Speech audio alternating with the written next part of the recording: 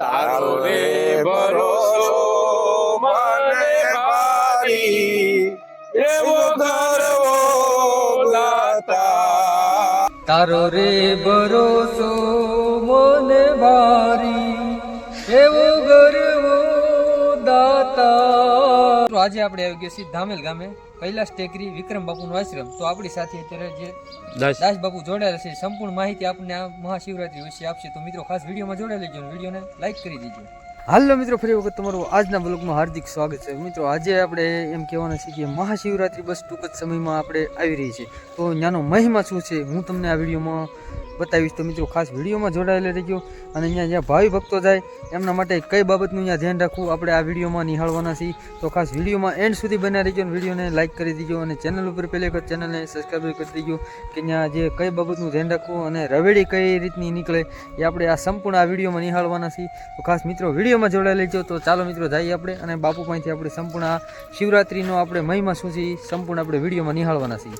તો મિત્રો ભજન અને ભોજન અને ભક્તિ ત્રણેયનો ત્રિવેણી સંગમ એટલે મહાશિવરાત્રી. તો મહાશિવરાત્રીનો મહિમા શું છે આપણે સંપૂર્ણ આ વિડીયોમાં નિહાળવાના છીએ. તો મિત્રો ખાસ વિડીયોમાં જોડાયેલા રહેજો. અને આપણી સાથે જે દાસ બાપુ જોડાવાના છે એ સંપૂર્ણ આપણે જે મહાશિવરાત્રી વિશે સંપૂર્ણ માહિતી આપવાના છે. તો મિત્રો કોમેન્ટ કરી દેજો અને કોમેન્ટમાં જય ગિરનારી લખવાનું ભૂલતા નહીં. તારો રે ભરોસો મને ભારી, એવો ગર્વો દાતાર, ગિરનારી રે બાવો, ગિરનારી.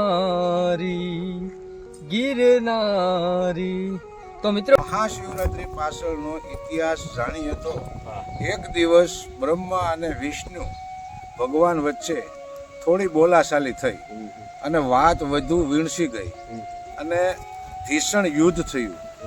તો દેવતાઓ ડરી ગયા અને એકદમ દોડીને શિવજી ભગવાન પાસે પહોંચ્યા અને શિવજીને બધી વાત કરી તો શંકર ભગવાન અગ્નિ રૂપે થાંભલો બની અને બંનેની વચ્ચે ઊભા રહી ગયા અને યુદ્ધ અટકી ગયું ને શિવજી ખૂબ જ ખુશ થયા અને કહ્યું કે આજનો દિવસ ખૂબ જ પવિત્ર ગણાશે અને આજના દિવસે કોઈ ઉપવાસ અને જાગરણ કરશે, વ્રત કરશે તો તેમને ખૂબ જ ઉત્તમ ફળ મળશે.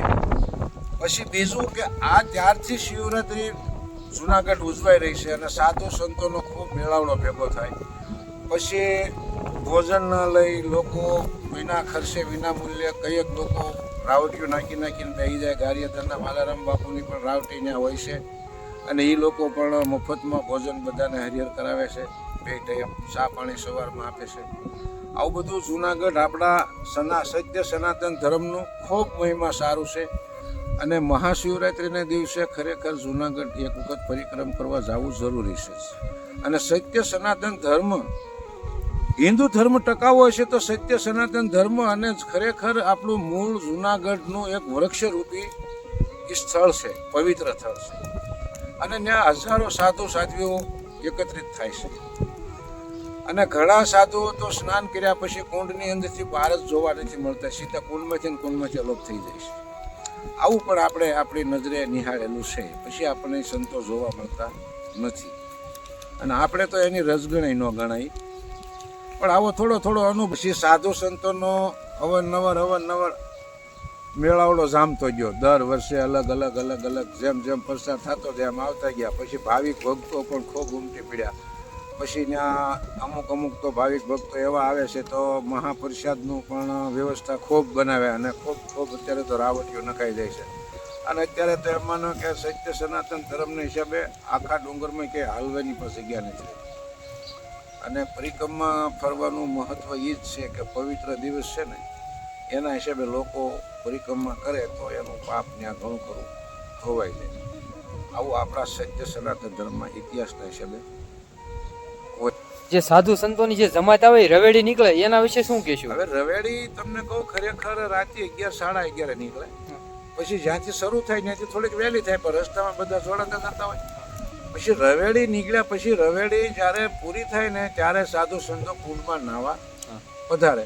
અને જ્યારે જે આ મહાપુરુષો છે ને એ પછી કુંડમાં નાહવા સ્નાન કરવા પડ્યા પછી બહાર જ નથી જોવા. સીધા કુંડમાં સમય આજની તારીખમાં. અને બીજા લોકો સાધુ સંતો હોય એટલે નાઈ પછી બહાર નીકળે.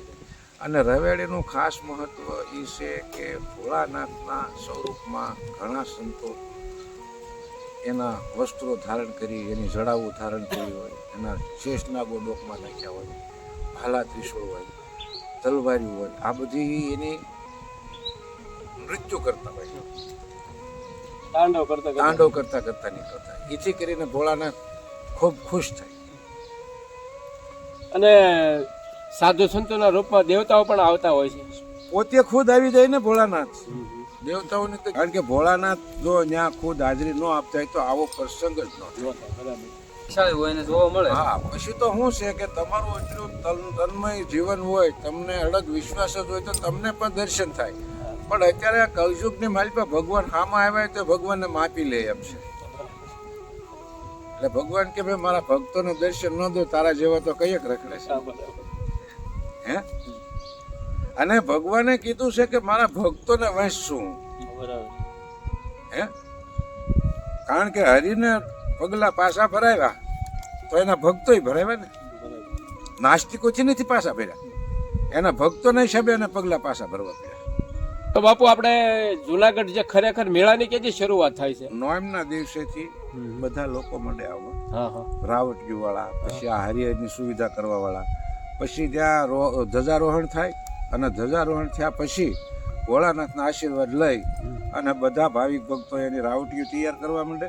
અને બીજે દિવસે સવારમાંથી હરિહર ચાલુ હોય અને માણસો મંડે આવવા તો 5-6 જમણ આનંદ મંગલ કરે. હોવ કોઈ 2 દિવસ પરિક્રમા કરે, કોઈ 1 દિવસ કરે, કોઈ 3 દિવસ કરે. આ રીતે ધીરે ધીરે ધીરે ધીરે કરતા પછી બધા સંતોના દર્શન કરે. સંતો બધા એની જગ્યાઓ લઈ લઈને પડાવ નાખીને બેસી ગયા, આસન કરી કરીને ધૂણા જગાવી, ધૂણીઓ જગાવી તો બધી ધૂણીના દર્શન કરે. એમાં કોઈ જગ્યાએ ભોળાનાથની ખુદ ધૂણીના દર્શન થઈ જાય. એવું પણ બને? હા, એવું પણ બને. અને એ જેમ આમાં કેવું છે, સમુખ છે ને લોખંડને ખેંચી લે, એમ ભોળાનાથ છે ને એના હોય એને ખેંચી લે કે ન ખેંચી લે. આ ખરેખર પૃથ્વીને ક્યાંય આકાશને ક્યાંય થાંભલાના ટેકા છે નહીં. આ સંતો ભગવાનના જ છે, બરોબર છે. પણ અત્યારે કળયુગ હળાળ છે તો કળયુગમાં તો ભજનમાં નથી કીધું કે ભાઈ સંતો જોઈને ચાલજો. સમજ્યા?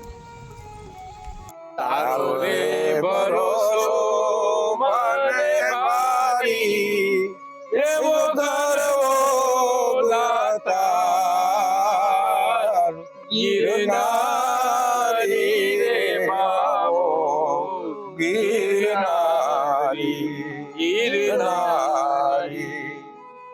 હર હર મહાદેવ. આદેશ. તારો રે ભરોસો મને ભારી, એવો ગરવો દાતાર, ગિરનારી રે બાવો, ગિરનારી.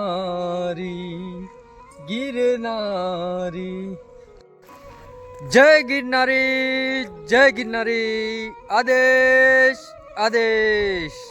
તો મિત્રો, મહાશિવરાત્રી વિશે સંપૂર્ણ જાણકારી આપણે દાસ બાપુએ આપી. તો વિડીયો કેવો લાગ્યો? વિડીયો સારો લાગે તમારા મિત્રોને શેર કરજો, લાઈક કરી દેજો, કોમેન્ટ કરજો અને કોમેન્ટમાં લખવાનું ભૂલતા નહીં. અને ચેનલ ઉપર પહેલી વખત ચેનલને સબસ્ક્રાઇબ કરી દેજો. તો બાપુ વિડીયોમાં માહિતી આપી બદલ ખૂબ ખૂબ આભાર. જય ગિરનારી. આદેશ.